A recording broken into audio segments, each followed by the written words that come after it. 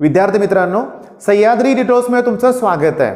आता थंबनेल तुम्ही बघितलंय, त्याच्याविषयीच बोलणार आहे मी, लक्षात घ्या. काल ऑफलाईन लेक्चरमध्ये मुलं आली होती. मी सहज बोललो, अरे लॉकडाऊन सुरू झालंय. इतके खुश झाले ना मुलं. काय म्हणताय सर, खरं काय, कधीपासून? हसरा चेहरा होता. म्हणजे त्यांना फिक्स वाटलं होतं, चला आता लॉकडाऊन सुरू झालंय. पहिला आठवा गेल्या वर्षी लॉकडाऊन म्हणल्यावर किती त्रास झाला होता, मग आता काय एवढा आनंद? कारण मुलांना माहिती आहे लॉकडाऊन झालं की एक्झाम पोस्टपोन होणार आहे. म्हणजे सगळ्यांच्या मनात बघा ना, मी जस्ट एक गंमत करून बघितली, लगेच सगळ्यांचे चेहरे खुलले. नंतर थोडेसे नाराज झाले मुलं, म्हणले काय सर असले कसली चेष्टा करताय. मेन पॉईंट काय बाळांनो, माझं म्हणणं काय ऐकून घ्या. या मानसिकतेतून बाहेर पडा. ओके, योग्य तो निर्णय घेतला जाईल. आता काल ऑलमोस्ट सगळ्या न्यूज चॅनलनी आपल्याला सपोर्ट केलाय, बरोबर आहे. पण सगळ्या न्यूज चॅनलवरती बघा, एकच म्हणणं आहे सगळ्यांचं, विद्यार्थ्यांचं, की आम्हाला ऑनलाईन शिकवलं गेलंय, एक्झाम पण ऑनलाईन घ्या. बाळांनो, मला एक प्रश्न विचारायचा आहे बरं का. ॲक्च्युली मी माझं मत मांडतोय, लक्षात घ्या. मी कोणाला विरोध करत नाही आहे, लक्षात घ्या. त्यामुळे ऑफेंड होऊ नका, चिडू नका. मेन पॉईंट काय, माझं म्हणणं आहे ऑनलाईन एक्झाम नको आहे, ऑफलाईनच घ्या. थोडासा वेळ द्या किंवा 2 पेपरमधला गॅप इन्क्रीज करा. बाळांनो, आयुष्य आहे, आयुष्यात नेहमीच एक्झाम असतात, लक्षात घ्या. असं प्रत्येक वेळेस आपल्याला एखादी पळवाट नाही शोधता येणार. पण मला एक प्रश्न नेहमी पडतोय की ऑनलाईन एक्झाम का हवे आहेत? का एवढं आवडतात मुलांना एक्झाम ऑनलाईन? काय प्रॉब्लेम आहे का त्याच्यात? म्हणजे काय मुलांचा फायदा होतोय का? मला माहित नाहीये. मला कमेंटमध्ये कळवा तुमचं मत काय आहे ते, लक्षात घ्या. माझी इच्छा आहे रोज अभ्यास करा, मनातून ते विचार काढून टाका. थोडंसं अवघड आहे मान्य करतो, कारण मी तो प्रयोग करून बघितला. मी एक नाही, दोन्ही बॅचमध्ये असं करून बघितलं. मुलांना लगेच बरं वाटलं, रे एक्झाम पुढे गेले. पण तसं बाळांनो, अजून ऑफिशियली डिक्लेअर होत नाही ना, उलट बरं आहे. एक्झामची डेट बघा, मी काय म्हणतो, लक्षात घ्या. पुन्हा म्हणतो, चिडू नका, समजून घ्या. एक्झामचं टाइम टेबल कळालंय, जास्त वेळ नाही माहिती आहे, आपला अभ्यास वाढतोय. ते जर एक्झाम 2 महिने पोस्टपोन झाले असं जर कळालं तर अभ्यास होणार नाहीये. आपल्याकडे गेल्या वर्षीचा अनुभव आहे मुलांचा. जशी सीईटी पुढं होत गेली ना, मुलांचा अभ्यास बंदच झाला होता. आता निदान डेट्स तरी कळाल्यात म्हणूया आपण. आणि लवकरच वर्षा मॅडम, ओके, आपले शिक्षण मंत्री योग्य ते डिसिजन घेतील, हे विचार करूया आपण. ओके, मग आता मला काय म्हणायचं आहे की एक्झाम शक्यतो बाळांनो ऑफलाईनचीच तयारी ठेवा. रिझन आहे त्याच्या मागचं की ऑनलाईन एक्झाम घेणं पूर्ण महाराष्ट्रात शक्य नाही आहे बाळांनो.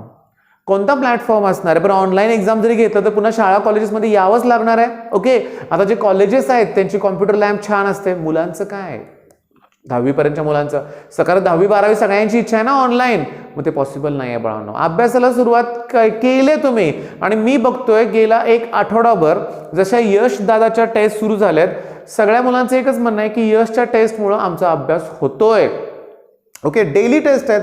कालच्या डेरिव्हेटिव्हच्या टेस्टमध्ये खूप छान परफॉर्मन्स आहे मुलांचा, खूप छान परफॉर्मन्स आहे. ठीक आहे, आता मेन पॉईंट काय बघा, आज आहे रोटेशनल डायनॅमिक्स. मग मी काय म्हणतोय, पहिला बोर्डची प्रिपरेशन करायची, लक्षात घ्या, मग एमसीक्यू सॉल्विंगकडे वळा. ओके, माझं काय म्हणणं आहे बघा की त्याच्यामध्ये भरपूर डेरिव्हेशन्स आहेत रोटेशनल डायनॅमिक्समध्ये. मी लिंक त्याच्या सगळ्यांच्या डिस्क्रिप्शनमध्ये प्रोव्हाइड करतोय, लक्षात घ्या. Perpendicular axes theorem, parallel axes theorem, angle of banking, maximum safe speed ते well of death, vertical circular motion, हे सगळ्यांचे एक्सप्रेशन्स मोस्ट इम्पॉर्टंट आहेत. ऑलरेडी भरपूर व्हिडिओ त्याच्यावरती आहेत, ते सगळे मी लिंक प्रोव्हाइड करतोय. न्यूमेरिकल्स पण घेतलेत आपण त्याच्यावरती. बाळांनो, थेअरी क्वेश्चन्स अगोदर एकदा कंप्लीट करून टाका. मोठा टॉपिक आहे हा. जर आज जर परफेक्ट केला तुम्ही तर खूप फायद्याचं ठरणार आहे. ओके, म्हणजे कसं आहे बघा, लक्षात घ्या, रोटेशनल डायनॅमिक्समध्ये सर्क्युलर मोशन आणि रोटेशनल मोशन 2 वेगवेगळे टॉपिक त्यांनी एकत्र केलेत. तसं बघितलं तर टेस्ट एमसीक्यू बेस्ड आहे, लक्षात घ्या. पण एक मॉडरेट लेवलचे क्वेश्चन्स सिलेक्ट केले जातात. ओके, आणि टेस्टच्या पण सगळ्या लिंक मी डिस्क्रिप्शनमध्ये प्रोव्हाइड करतोय. ठीक आहे, यश पण आहे, कार्तिक पण आहे, आणि त्याच्यानंतर प्रथमेशच्या पण आहे. ठीक आहे, प्रत्येकाची लक्षात घ्या क्वेश्चन्स घेण्याची, सिलेक्ट करण्याची मेथड वेगळी आहे, टफनेस लेवल वेगळी आहे, त्याच्यामुळे आपल्यासाठी ते छानच ठरतं, हे लक्षात घ्या. ओके, आता होतं काय बघा की रोटेशनल डायनॅमिक्सची तयारी करायची, बरोबर आहे. त्याचबरोबर तुमचे ऑफलाईन ऑनलाईन क्लासेस कॉलेजेस हे पण तुम्ही करताय. त्याचबरोबर एक्झामचा तणाव आहे तो वेगळा आहे. त्याचबरोबर लॉकडाऊन होईल का ही पण शंका वाटते तुम्हाला.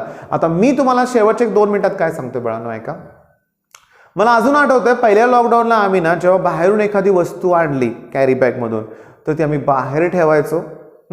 अक्षरशः काही वेळेस धुवून ठेवायचो, पाण्यात ओतायचो वगैरे सगळ्या गोष्टी करून पुन्हा ती वस्तू आत घ्यायचो. ओके, बाहेरून एखादा व्यक्ती आला आपल्या घरातलाच, लक्षात घ्या की आम्ही म्हणायचो डायरेक्ट पहिल्यांदा बाथरूममध्ये. हात कितीतरी वेळा धुतलेलं मला पण आठवतंय, पण आता त्या गोष्टींचा विसर पडायला लागलाय. माझं तुम्हाला म्हणणं काय आहे ते नीट लक्षात घ्या बाळांनो. खूप लाईटली घ्यायला नको आहे कोविडला. आम्ही बघितलंय साताऱ्यातील आमच्या एका सहकार्याचा मृत्यू झाला. आम्ही बघितलंय केवळ दुर्लक्ष केल्यामुळं, सहजतेने निष्काळजीपणा केल्यामुळं.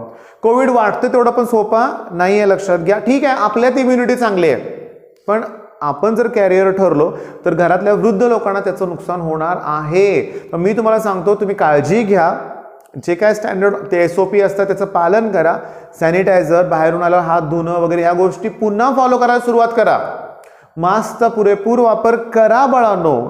होतं काय आपल्या महाराष्ट्रात क्लिअरली सांगू का, लक्षात घ्या, 99% लोक मास्क जवळ ठेवतात आणि केवळ पोलीस दिसले की मास्क लावतात.